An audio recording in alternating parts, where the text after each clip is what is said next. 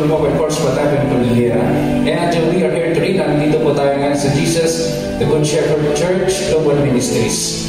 Bigyan niyo po lamang kami ng pagkakataon, saglit lamang po ito. Lalong-lalo na po dun sa mga lalong-lalo po dun sa mga kabataan na kasalamuhan na po natin region-wide. Saglit lamang po ito, may papakilala na po kami sa inyo. Isang mahalagang parte po ng ating mga buhay na madalas natin nakakalimutan.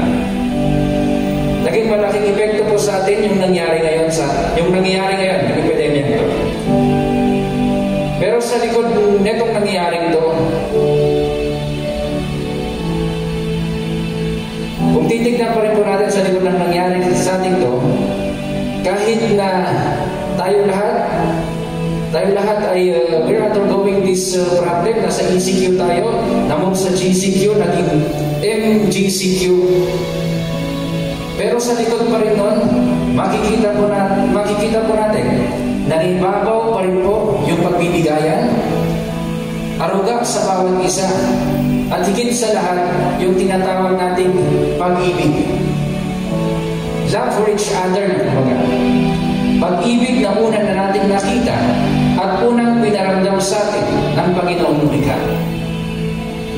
Hayaan niyo po kami mga kuya nyo, tsaka mga ate ninyo mula sa kapulisan at mula sa mga kapatid natin mula po sa Jesus the Good Shepherd Church na maghatid sa inyo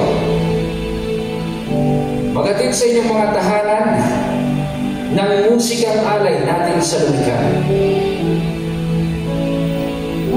Madami po sa atin yan, hindi makalabas Hindi po tayo makadalo sa ating mga simbahan. Ngunit aminin man natin o hindi, kailangan natin ang Diyos sa ating mga buhay. Habang nasa inyong mga tahanan, tutulungan po namin kayo sa simpleng paraan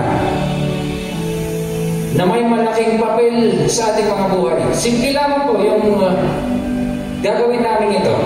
Pero alam namin, malaking bagay ito para sa ating mga buhay. Sabayan niyo po kami sa pagbibigay-bugay sa Panginoong Diyos.